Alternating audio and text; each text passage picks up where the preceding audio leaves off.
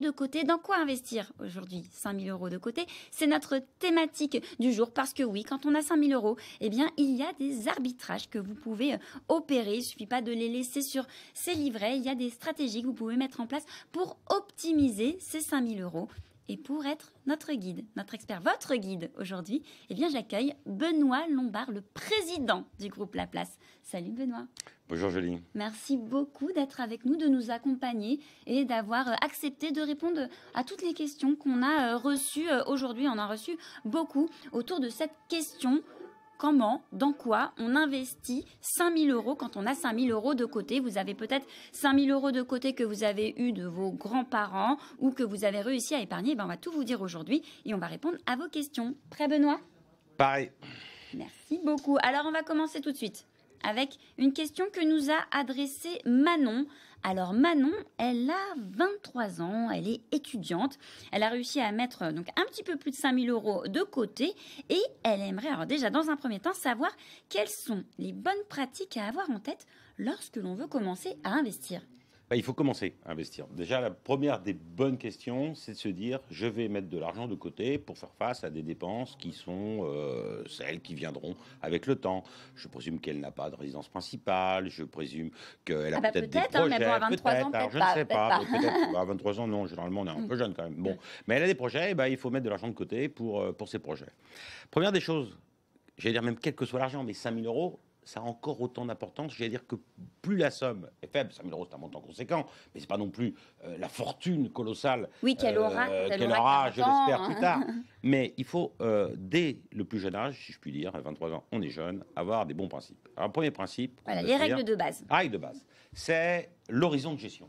Ces 5 000 €, est-ce que je les ai de côté parce que j'ai un projet à 6 mois ou est-ce que j'ai pas de projet encore défini et je peux me projeter sur du long terme? Donc l'horizon, c'est on se dit combien de temps je veux investir. Exactement, je dis l'horizon de gestion.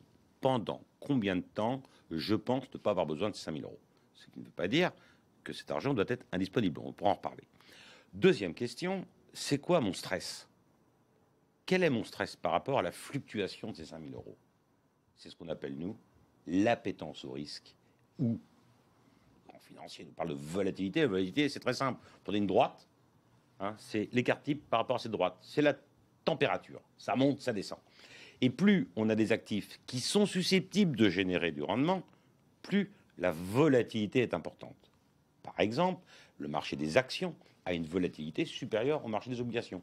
Pas l'année dernière, on pourra peut-être en reparler. Et bien sûr, une volatilité supérieure à celle qu'on peut connaître sur, par exemple, très simplement, un livret A ou un livret de développement durable et solidaire, où on a nos 3% de rentabilité depuis le 1er février 2023. Et là, ces 3%, c'est linéaire. Donc ça ne fait que de monter, de progresser. Et au fil de l'eau, on ne peut pas perdre d'argent. Mais je n'ai que 3%. Alors il s'agit peut-être certainement pour notre ami de faire autre chose que ces 3%. Oui, parce que quand on est, certes c'est 5 000 €, c'est une base de départ, donc on peut prendre des petits risques quand même. Et puis surtout, rappelons quand même, Manon, c'est ça. Donc, c'est Manon, tout à fait. Rappelons à Manon que les 3%, ils ne sont pas protecteurs de l'inflation, dont on sait qu'elle est à peu près du double aujourd'hui. Ça veut dire que le pouvoir de son argent, le pouvoir, capacité de pouvoir s'acheter des actifs, eh bien, se déprécie par l'inflation. L'actif que vous allez acheter aujourd'hui, il vaut 6% de plus, si on prend la moyenne, qu'il y a un an. Et s'il y a un an, j'avais placé mes 3%, eh bien, j'ai une perte de pouvoir d'achat. Donc, il faut aller chercher quelque chose qui soit protecteur. Et le livret A, le LDDS, ces véhicules ne sont pas protecteurs. Donc, on va faire autre chose. Qu'est-ce qu'on fait? Qu'est-ce qu'on va faire? Alors, on va dynamiser un peu. Alors, on va dynamiser. Donc, on peut, pour 5 000 €, se poser des questions. Si on a un horizon de gestion qui correspond à 4-5 ans, vers des actions. Alors, les actions, il y a deux types de catégories d'actions. Il y a des actions françaises et puis des actions internationales. Le rendement d'une action, il repose sur deux éléments. C'est le dividende, dont on sait qu'il est de 2,5-3%. On n'est pas tellement loin du livret A, si on achète des valeurs qui crachent du dividende, comme l'on dit. Et puis, on a l'appréciation de l'actif avec le temps, la plus-value. Plus-value qui peut exister ou ne pas exister. L'année dernière, le marché action français, il a perdu 9,5%. Le marché des actions de la tech, l'année dernière, le fameux Nasdaq, les valeurs technologiques cotées à New York, eh bien, il a perdu 33%. Donc on voit. Et le luxe. N'oublions pas que sur le marché des actions, comme sur tous les marchés, il y a les mathématiques financières. Les maths, c'est pas sympa. Quand on fait moins 33, il faut faire plus 50 pour revenir à zéro. J'ai 100, moins 33, 66. Eh bien, 66, on va essayer de résumer. Donc, eh bien, pour revenir à 100, il faut que je gagne 50% des 66. La moitié de 66, 33, 66 plus 33, 99. On a fait notre petite démonstration. Donc, quand on a une baisse, pour remonter, il faut faire plus que la baisse. Hein, il faut faire, non pas l'inverse, mais au-delà. Donc il faut faire attention. Il faut pouvoir le suivre. Il faut pouvoir le suivre. Donc j'ai 5 ans devant moi, je sais que sur 5 ans, c'est un horizon de gestion qui est un peu court pour les actions. J'ai 8 ans là, je suis un peu plus serein. Et puis ces 5 000 euros, on peut lui proposer d'investir aussi sur des obligations. Et là, on a quelque chose d'exceptionnel en 2023. Depuis l'année dernière, on sait que les banques centrales ont augmenté les taux. Ça veut donc dire que le loyer d'argent est plus cher. Ça veut dire que le marché monétaire est plus cher. Les SICA monétaires sans risque. On est en rythme annuel aujourd'hui à plus de 3%. Donc, mais on a une fiscalité. Rappelons que le livret A et l'EDS, il n'y a pas de fiscalité. Mais le marché obligataire aussi. Aujourd'hui, on peut trouver des obligations émises par des entreprises qui sont bien notées, ce qu'on appelle des investment grade, qui peuvent donner sur 5 ans du 5,5, 6%. Ça, c'est plutôt pas désagréable. J'ai 5,5, 6% de rentabilité sur 5 ans. Et là, j'ai un risque qui est inférieur à celui des actions, puisque mon obligation est émise par une entreprise. Et à terme, donc elle émet à 100, elle dit prête-moi l'entreprise à Manon tes 5 000 euros, diversifié bien sûr, une partie de tes 5 000 euros, et puis je te les redonnerai. Et je te redonnerai quand? Eh bien à l'horizon de 5 ans. Et le loyer de l'argent, le coût, puisque la société qui va émettre cette obligation est naturellement moins bien notée qu'un État, eh bien le taux de rendement est supérieur. On arrive à 5,5, 6 relativement facilement. Et puis si on a des investissements à yield, hein, des sociétés qui sont un peu moins bien notées, des plus petites entreprises, on peut trouver aujourd'hui des rentabilités de l'ordre de 8 à 9%. Mais il n'y a plus de risque d'avoir une défaillance, un défaut, une obligation. Il y a 2 éléments moteurs. Il y a le risque de défaut à terme. Est-ce que mon entreprise est capable de rembourser? Est-ce que la société est capable de rembourser? Est-ce que l'État est capable de rembourser? On sait très bien que les États sont notés, hein, les agences de notation. On sait qu'on attend vendredi soir prochain la notation de la France. Donc on peut aller chercher un peu d'obligations, un peu d'actions. On va panacher. Donc là, on a parlé de l'horizon de gestion, l'appétence au risque, la diversification. Ne mettons pas dans le même panier tous nos œufs. Ça, c'est un point qui est fondamental. Donc, dans nos 5 000 euros, sur nos zones de gestion, allez, on a dit 5. 5 ans. 5 ans, ok. Je vais acheter un peu d'actions, on va mettre 10-15% d'actions, on peut acheter un indice. Plutôt que d'acheter une valeur, je vais diversifier en achetant par exemple le CAC 40 ou par exemple le MSCI World. C'est quoi ce truc-là? C'est l'indice des actions internationales. On peut trouver ça avec des fonds d'investissement ou des ETF si l'on préfère. Et là, on va ventiler par exemple 1000, 1500 euros. Sur l'ensemble, moi j'irais plutôt sur le MSCI World, sur l'indice des actions internationales. Pourquoi? Parce que je ne suis pas concentré uniquement sur le marché français et européen. J'ai toutes les valeurs qui sont cotées, donc on achète réunies en direct. 1000 ou 1500 euros. On ne passe pas par le PEA ou par une autre enveloppe. On achète en direct quand même. On peut acheter dans un PEA, mais si, alors on peut parler des véhicules d'investissement. Si on achète dans un PEA ou dans l'assurance vie, on est une raison de gestion qui est un peu plus loin. Le PEA, il est quand même bloqué pendant 5 ans. Hein, donc si on remet 5 000 euros... ça devient intéressant à partir de 8 ans. Alors ça, c'est pas tellement exact, ma chère Julie. On va pouvoir en reparler. Donc l'assurance vie, la maturité est 8 ans, puisqu'au bout de 8 ans, quand on met moins de 150 000 euros et on y est, on a une fiscalité qui n'est pas de 30% la flat tax, mais on a une fiscalité qui est à 24,7%. Donc on a une petite carotte de 5,3% de gain. Hein, donc d'économie fiscale, puisqu'on paye un peu moins d'impôts. Mais pour autant, l'argent est intégralement disponible.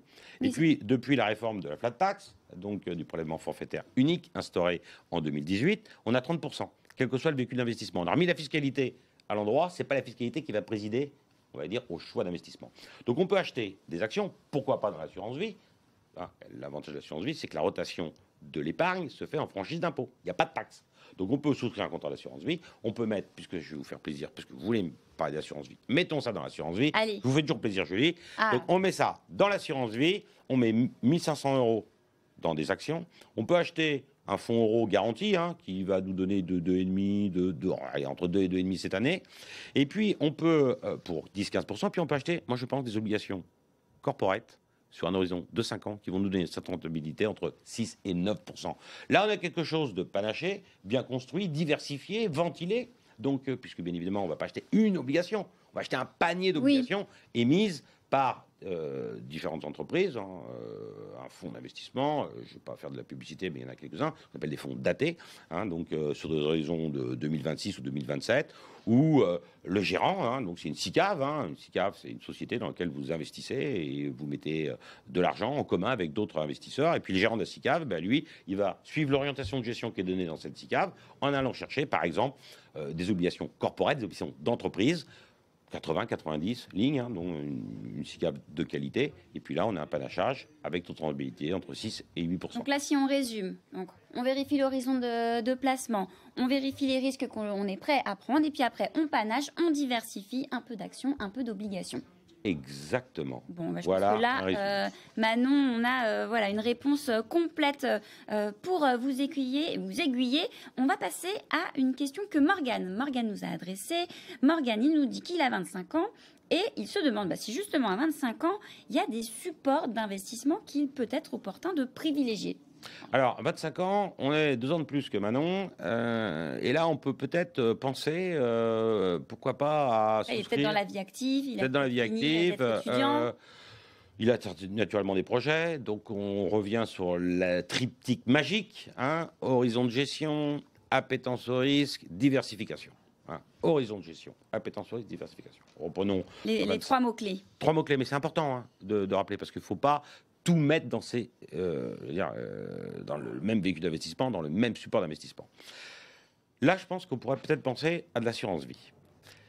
On souscrit un contrat d'assurance vie, et je rappelle que l'assurance vie n'est pas bloquée. 100% de l'épargne est disponible. Je rappelle que la fiscalité, c'est 30%, mais avec une formule de calcul sympa dont on pourra reparler, en cas de retrait uniquement. Je rappelle que les arbitrages qu'on réalise au sein du véhicule s'effectuent en franchise d'impôt, et qu'on peut acheter un peu tout, de la pierre papier. C'est ça l'avantage de l'assurance vie, c'est que c'est une poste extrêmement large. Du fonds garanti, du SICAV monétaire, on peut tout acheter pour peu que le contrat soit bien construit, puisque je rappelle que l'assurance vie, c'est un contrat qui est émis par un assureur, et que c'est un contrat. Et dans le contrat, il y a des conditions générales, et dans ces conditions générales, on regarde tout ce qu'on peut acheter. Et là, il faut chercher des contrats d'assurance vie avec un spectre le plus large possible, un panel de choix le plus large possible. Donc, on va lui faire souscrire un contrat d'assurance vie à Morgane, et puis on va créer une allocation pour ce contrat. On peut acheter des SICAV monétaires. Moi, j'aime bien les SICAV monétaires actuellement. Je vous rappelle, 3% de rentabilité. Ça peut être 15-20%, parce que s'il a besoin d'argent, pas idiot. On va raisonner sur un horizon de gestion qui est long, par hypothèse, qui est là un peu plus long que celui de Manon, on va dire 8 ans. Donc, on va pouvoir augmenter la dose d'action à terme, et ça on va en parler, parce qu'il y a un point qui est fondamental aussi, c'est le lissage des investissements dans le temps. On va en parler. Donc à terme, on va aller peut-être à 30-40% d'actions, ça nous fait 50%. Et puis les autres, on peut mettre 20% dans l'immobilier, pourquoi pas une part de SCPI, on peut l'acheter et c'est pas parce que SCPI, on reste sur du 4-5% en termes de rendement annuel. On achète ça. Les SCPI, on rappelle, c'est la pierre papier, c'est des sociétés civiles de placement dans l'immobilier. Et puis le reste, moi j'aime bien les obligations corporate. Aujourd'hui, les obligations émises, comme je le rappelais, par des entreprises, où on a des rentabilités entre 6 et 8% sur une raison de gestion qui est de 4 ans. Donc c'est quand même plutôt pas désagréable, protecteur de l'inflation. Juste une chose, il va me dire, ok, très bien, mais moi j'ai dit 8 ans, mais si j'ai besoin d'argent, qu'est-ce que je fais ? Au sein du véhicule, il peut sélectionner le support qu'il va racheter. On a mis des SICAV monétaires pour 1 000 €. Il a 1 000 € disponibles en cas de besoin, de pépins. Sa voiture à réparer, sa batterie à changer, ses pneus à changer, je ne sais. Prenons cet exemple-là, très très simple. Il va racheter donc son contrat. Et là, la formule de calcul de la plus-value est très simple. J'ai mis 100 dans mon contrat, 5 000 dans mon contrat. Supposons que j'ai gagné 10%. J'ai 5 500 € dans mon contrat. Je vais racheter 1 000 €, dans ces 1 000 €, il y a une quote-part de capital non taxée et une quote-part d'intérêt taxé. En l'occurrence, là, je devrais avoir, si je ne m'abuse, 100 € réputés de plus-value, alors qu'on a 500. Et ces 100 € vont supporter la flat tax, 30%. Donc je paye 30 €, tandis que j'ai gagné quand même sur mon contrat 5 500 € et je n'ai retiré que 1 000 €. Donc voilà, une formule de calcul qui est très sympa. S'il a un petit pépin, c'est transmis en droit de succession, mais ça, il est très jeune. Et puis, je veux surtout pas aller vers là pour 5 000 €. C'est pas le sujet. En tout cas, on a un véhicule privilégié, on a un véhicule diversifié. Et puis, je peux lisser mes investissements. Si je disais qu'on avait à peu près 30% d'actions, c'est ce que je pense, une allocation qui serait pas idiote. Je peux investir au fil de l'eau. Je peux dire je vais aller à 30%, mais à un horizon d'1 an. Comme ça, je lisse mon prix d'achat, puisque je ne sais jamais quel est le moment le plus haut du marché. Et là, j'investis, je pense, dans des actions internationales. On a une diversification très large. On a une exposition sur l'ensemble des marchés actions. Et donc là, je n'ai pas un biais déformé sur un marché donné. Bon, bah voilà pour Morgane, voilà les supports d'investissement que vous pouvez sélectionner voilà, quand vous avez 25 ans. On va passer cette fois à la question que Amir nous a adressée.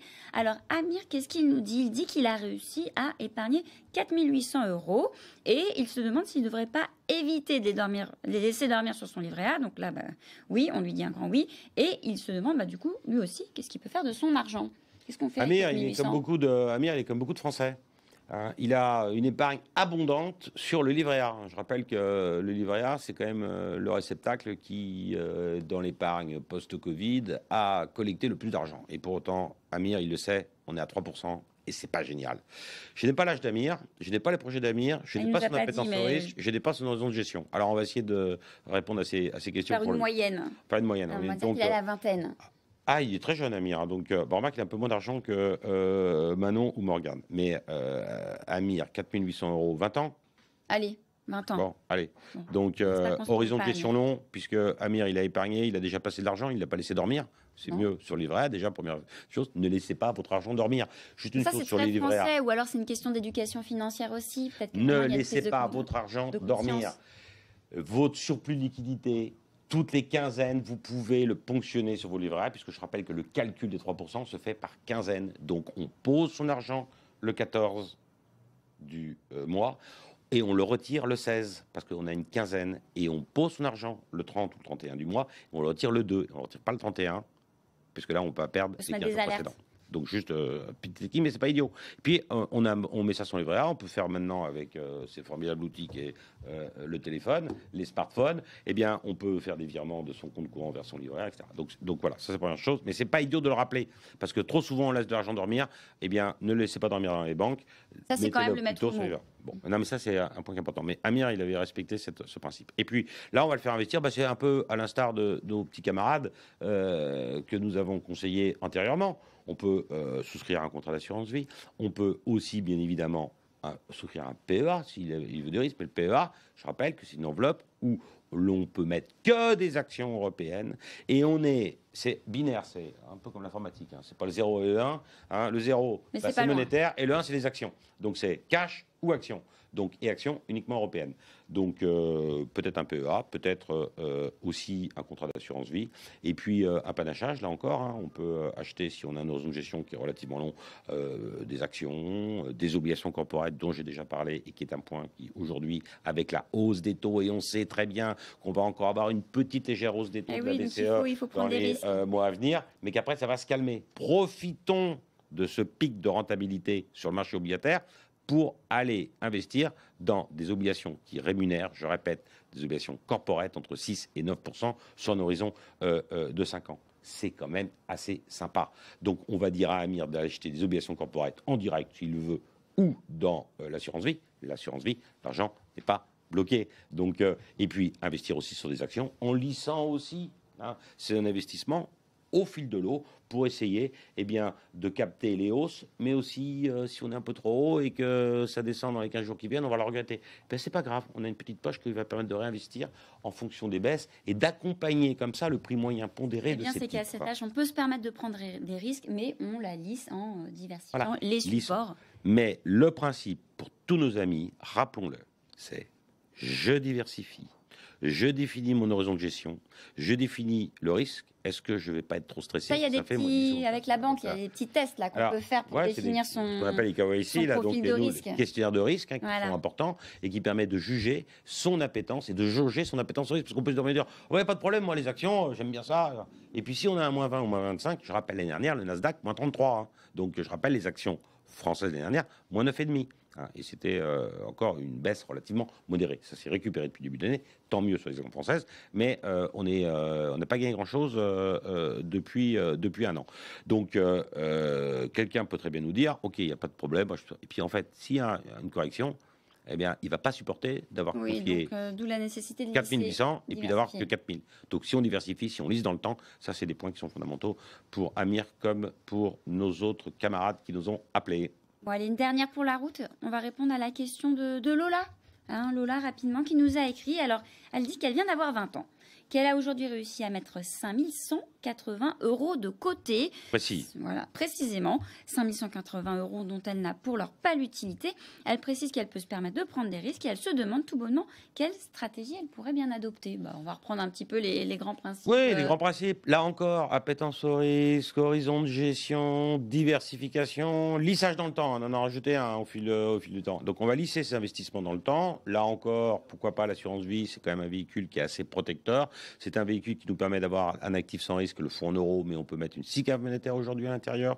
On va de rentabilité de 3%, un peu d'obligations corporate là encore, un peu d'actions et pourquoi pas de la pierre papier, des SCPI. Mais là, du coup, les SCPI, juste une chose, on est sur un horizon qui est très long. On dit souvent que les actions, c'est sur un horizon de 8 ans, 8 minimum. Mais les SCPI, c'est pareil. C'est quoi, Donc, l'horizon, 10 ans pour moi, aussi c'est 10 ans. 10 ans. Donc, c'est 10 ans minimum. Juste un point qui est important sur les SCPI, les sociétés civiles de placement immobilier, c'est de la pierre papier. Vous investissez des sommes modiques et vous confiez à un gérant. Oui, parce qu'on peut investir à partir de quoi? De plusieurs centaines d'euros. Plusieurs centaines d'euros, ouais. Tout dépend. Il y a même des sociétés qui sont sans frais. En tout cas, d'entrée. Bien sûr, les valeurs liquidatives sont faibles, c'est-à-dire la valeur à partir de laquelle vous pouvez acheter la part. Combien ça cote, la part? On a des 1000 euros, des 1500 euros, on peut trouver. Donc, si on l'achète via l'assurance vie, eh bien, on peut même détenir non pas une part, mais une demi-part pour certaines compagnies d'assurance. Donc là, c'est pas 1500, mais 750 euros. La SCPI, l'horizon de gestion, c'est 10 ans minimum. Donc, et là, on vise quoi? On vise une rentabilité. On vise le fait d'avoir des loyers, et ça, c'est important, indexés. Puisque vous savez que tous les loyers, tous les locataires, vous le savez, nos amis qui nous écoutent sont certainement pour certains locataires, eh bien, le propriétaire, le bailleur, réindexe le loyer tous les ans au gré de l'évolution de l'indice de référence qui est adossé à son loyer. Eh bien, il en va de même pour les SCPI qui peuvent détenir, moi j'irais plutôt vers des SCPI de bureau, de commerce, eh bien, dont le loyer est indexé donc, et permet justement de pallier les incidences négatives que l'on a aujourd'hui de l'inflation. Pas les SCPI européennes? Alors, pour les SCPI européennes, restons, attendez, là on est on est à 4 800 euros des SCPI françaises. Et puis, essayons un peu d'être chauvin. Donc, essayons de drainer l'épargne des Français vers l'économie française. Je rappelle que les SCPI de bureaux de commerce financer l'économie réelle. Achètent des actifs qui sont des actifs immobiliers et qui sont des biens qui sont donnés en location à des entreprises françaises, donc, ou qui sont installées en France sur notre territoire. Donc, favorisons un petit peu la France, un peu chauvin de temps en temps, ça fait pas de mal. Donc, fléchons l'épargne des Français vers l'économie française. Donc, les SCPI françaises, des actions aussi qui peuvent être françaises. Et là, on a le PEA. Obligations. Des obligations émises par des belles entreprises françaises avec un panachage vers des fonds diversifiés, des fonds datés, où je rappelle qu'on peut avoir entre 80 et 90 lignes différentes, donc une vraie diversification, c'est un maître mot. La diversification, Julie, on n'oublie pas ce mot qui est important. Vous le retenez bien. On ne met pas ses œufs dans le même panier. 3 fois que je l'ai dit depuis que nous avons cette émission. La répétition est l'art de la pédagogie. Important. Appétence au risque, horizon de gestion, diversification, lissage dans le temps, on investit, pas tout de suite, on prend son temps, on a le temps pour nous, le temps joue pour nous, time is money.